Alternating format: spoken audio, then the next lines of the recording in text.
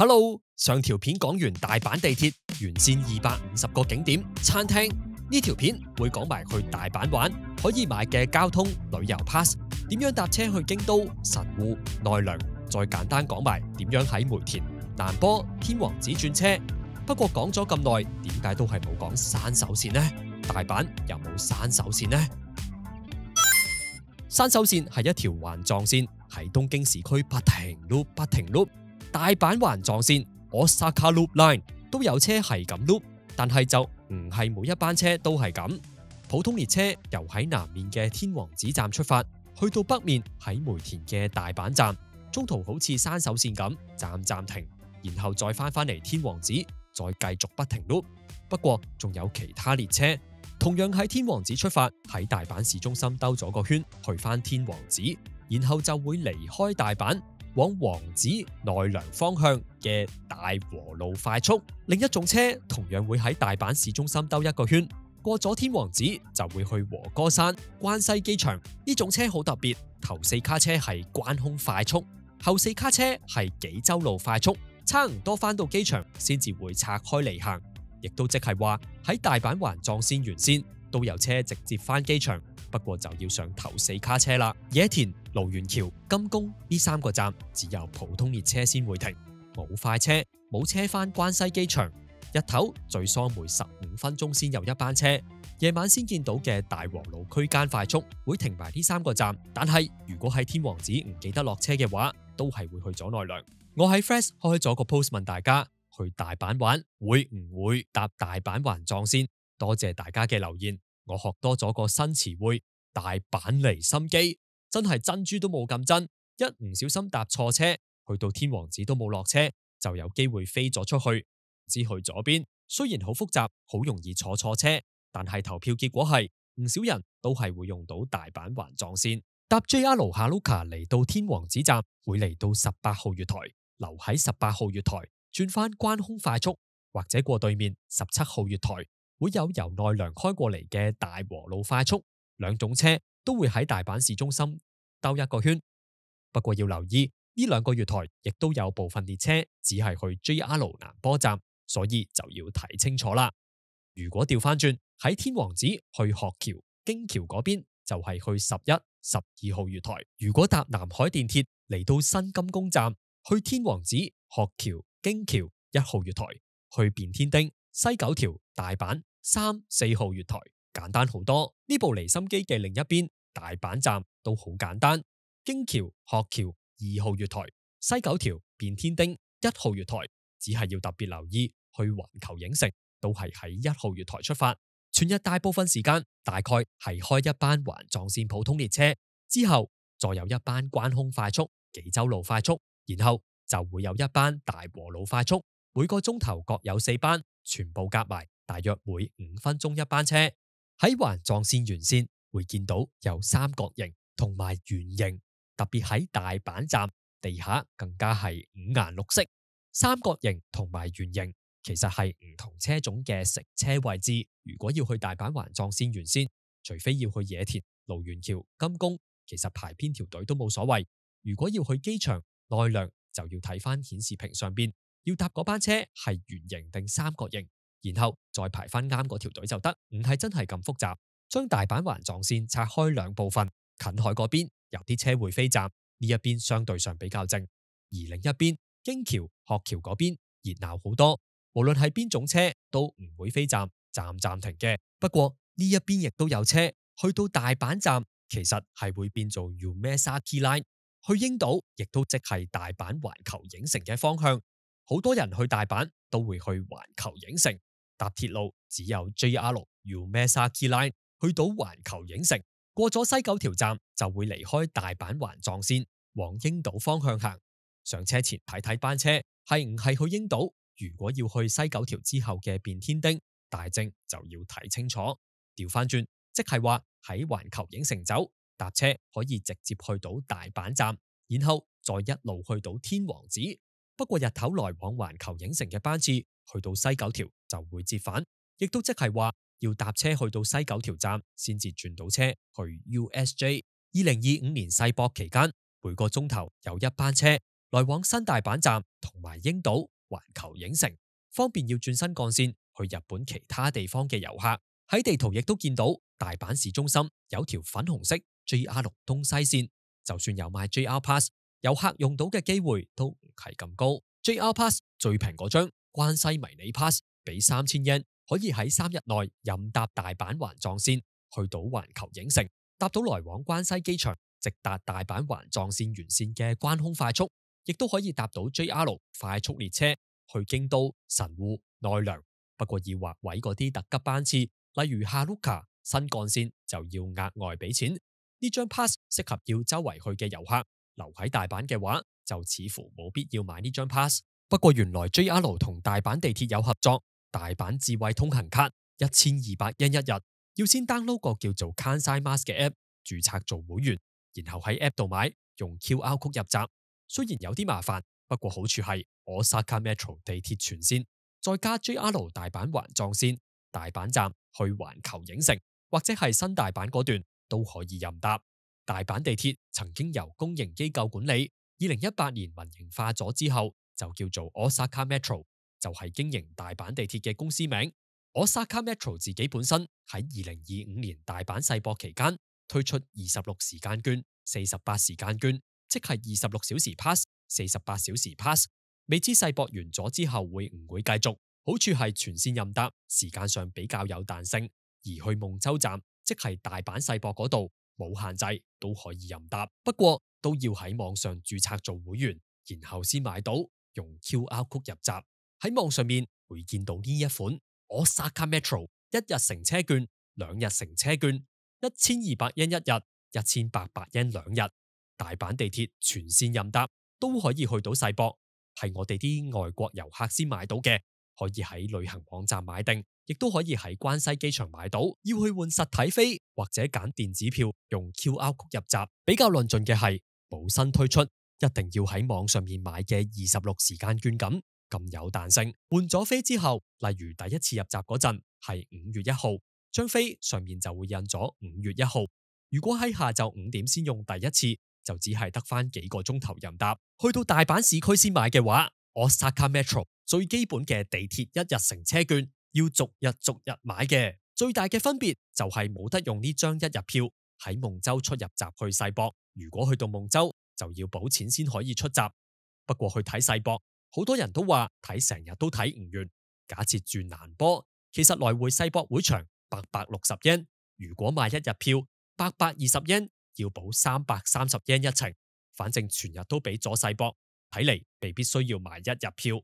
星期六日假期再平200 yen，唔考慮去世博，又或者嗰日唔使去世博嘅話，其實係會平過頭先講嗰張。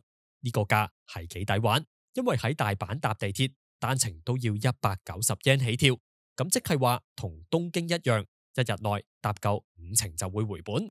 呢張一日券喺全線地鐵站嘅售票機就買到，仲可以搭埋巴士。頭先講過嘅咁多款優惠票，雖然有啲係會包任搭大阪地鐵，但係喺路線圖上邊圓圈唔係實心嗰啲站，大阪地鐵嘅車會直接去埋。不過其實係其他公司嘅車站就已經離開咗大阪地鐵嘅範圍。例如搭御堂筋線，最遠可以去到江阪，再去遠啲，例如要去千里中央，轉 monorail 去萬博紀念公園，買頭先講嗰啲 pass 就要再補錢先可以出閘。所以就算喺地鐵路線圖度見到可以直去京都，但係其實都係要補錢嘅。部分其他鐵路公司有同大阪地鐵合作嘅 pass， 呢條片就唔詳細講啦。乜都唔搞，東京嗰張西瓜卡或者係日本各地嘅 IC 卡嚟到大阪都可以用。大阪嘅八達通悠遊卡叫做 ICOCA， 喺大阪地鐵站用粉紅色售票機就買到，喺關西機場嘅售票機都買到。一張2000 yen， 入面有1500 yen 儲值額，仲有500 yen 嘅按金。嚟大阪用 IC 卡，例如係呢張 ICOCA 搭大阪地鐵，2025年4月起係冇折扣嘅，同買單程飛嘅價錢係一樣嘅。不過好處係唔使每次入閘前都要去買飛先，去便利店買嘢都用得着，就唔怕要收啲1 yen 5 yen 散紙。如果用 iPhone 嘅話，更加可以喺電話度整定張虛擬版嘅 ICOCA，入咗錢去到日本即刻就用得。再方便啲，真係乜都唔使搞。大阪地鐵由上年10月開始，全線車站支援信用卡入閘 ，Visa、JCB、American Express、銀聯等等都可以用。Mastercard 而家好似都可以用，咁就真係乜都唔使買，直接用海外信用卡就搭到車。不過嚟大阪玩，其實可以買大阪周遊券。大阪市區幾乎所有鐵路公司嘅路線都可以搭，唔使劃位，唔使加錢嗰啲車全部都可以坐。除咗 JR 即係冇得用周遊卡搭環狀線，攞住呢張大阪周遊券喺大阪40個景點都可以免費入場。通天閣水上巴士、宇宙塔觀景台、道頓窟遊覽船、T5 摩天輪等都有得免費。一日3500 yen， 2日5000 yen， 冇以前舊嗰張咁大方，不過都算係咁。但係某啲景點喺特定日子、特定時段可能係冇得免費，例如好熱門嘅通天閣瀡滑梯就只係可以喺平日用，詳情可以參考官方網站。如果唔使包埋交通，大阪樂遊券嘅景點都係差唔多，冇大阪城天守閣，不過依然有御座船，少咗啲博物館，多咗個細溫泉咁。一日2400 yen， 2日就3000 yen。大阪周遊券、大阪樂遊卡都係逐日計，就唔係24小時、48小時嘅。而且每個景點就算買咗2日券，2日內都只係可以去一次，都係喺網上面買，然後用 QR code 入場嘅。大阪樂遊卡仲有出埋 Premium 版本，佢有包埋 Spa World、Haruka 300觀景台夜晚都可以入場，同埋通天閣空中散步，然後喺40米跳落去嘅體驗，得一日玩，要6500 yen， 真係唔係好吸引。去大阪玩，唔少人會去埋京都或者神戶或者奈良。去京都搭鐵路主要有4個方法：新幹線、JR 京都線、阪急電鐵、京阪電車。無論揀邊條，都可以喺紅色御堂筋線沿線轉車。去京都站，新幹線最貴，喺新大阪站出發，最快15分鐘就到。JR 京都線喺梅田出發，大約30分鐘就到。快速、新快速班次頻密，大約每7至8分鐘一班。去京都河原町一帶都係喺梅田出發，搭阪急最快43分鐘到，大約每10分鐘一班，係最平嘅選擇。喺電屋橋出發搭京阪，價錢同阪急都係差唔多，大約要50分鐘，班次亦都冇咁規律。不過喺電屋橋轉車人最少，比較輕鬆，亦都可以喺其他站，例如京橋轉到大阪地鐵。喺大阪去南山搭阪急或者係 JR 有優勢。去奈良嘅話，JR 大和路線可以去到奈良，喺大阪環狀線沿線就上到車，例如京橋站喺新金宮站出發，雖然睇落兜咗路，但係最快36分鐘就到，580 yen。去奈良或者係再遠啲嘅加茂，大約每15分鐘一班。而最直接嘅方法就係喺難波搭近鐵，因為去到近鐵奈良站會比較近奈良公園，會經過地鐵學橋站，唔使加錢嘅快速特急，最快都係36分鐘就到，680 yen， 大概係每8分鐘一班。特別嘅係近鐵奈良站都有車去神戶，因為喺奈良嚟到大阪嘅車會直通阪神電鐵，由難波出發去神戶市中心嘅三宮，最快要43分鐘，每20分鐘一班，420 yen。喺梅田出發都有阪神電鐵去三宮，最快35分鐘到，大約每10分鐘一班車，330 yen。頭先有提過嘅阪急電鐵都有車去神戶，會快啲嘅，特急班次都係大約每10分鐘一班，都係330 yen。佢個神戶三宮站都係喺阪神站附近，喺 JR 大阪站都有車去神戶三宮，班次頻密，大約每7至8分鐘一班，最快22分鐘，貴少少420 yen。當然去新大阪搭新幹線都得，12分鐘貴好多，而且去到新神戶要轉翻一個站地鐵，先至翻到去最熱鬧嘅三宮。梅田站真係一個大迷宮，淨係地鐵站都有3個，梅田、東梅田同埋西梅田。附近有 JR 大阪站、阪神電鐵嘅大阪梅田站同埋阪急電鐵嘅大阪梅田站。無論去京都定係去神戶，都係喺御堂筋線嘅梅田站比較方便，特別係要轉直達京都河原町票價最平嘅阪急電鐵，不過大阪站好大，就算喺西梅田站出嚟都方便，一出嚟就轉到阪神電鐵去神戶。返關西機場嘅哈魯卡大阪站喺西梅田站行過去最近，東梅田站要轉車去其他地方，相對上冇咁方便，而且喺地圖上見到好似係連住梅田站咁，其實係分開嘅，要先出閘穿過地下街先至去到梅田站。不過就算要出閘，只要喺30分鐘內入翻閘就可以免費轉車，就好似喺香港嘅尖沙咀行去尖東站咁，但係就冇得原站出入，即係喺梅田站出嚟，再喺梅田站入閘。如果真係咁做，就唔止收一次，而係收2次車費啦。另一個迷宮難波站，地鐵站唔寫漢字，而係平假名 Nanba 嘅。喺關西機場搭車嚟到南海電鐵嘅難波站，行去地鐵御堂筋線難波站係要行大約5分鐘嘅。JR 難波站喺4條線嘅難波站嗰邊，班次比較少，而且冇乜特快班次，亦都冇車直去機場。2025年嘅呢刻相對上冇咁熱鬧，4條線同埋御堂筋線2個難波站之間就係千日前線嘅難波站，仲有近鐵阪神嘅大阪難波站。喺地圖會見到好似係一嚿嘢咁，其實係並排嘅，都係喺深入地底嘅 B3 層，有車去奈良，亦都有車去神戶。呢個站主要都係由御堂筋線難波站行翻去南海電鐵難波站，沿途指示都清晰，只係要行一段路。天王寺站 JR 站有18個月台，真係睇到頭暈眼花。不過如果喺關西機場搭哈魯卡關空快速，要喺天王寺轉翻地鐵，其實好容易，路程亦都比喺難波轉車短。有大阪環狀線，有車去奈良，亦都係一落機直去 USJ 最方便嘅方法。隔籬嘅近鐵站只有深入住宅區嘅南大阪線，就似乎唔係好關遊客事啦。去大阪玩，點知幾時上車落車，去邊個月台搭車啊？搭地鐵要轉車嘅話，其實係好方便嘅。市中心有唔少轉車站，都係十字形，上一層落一層就到。就算要行一段路，都好快到。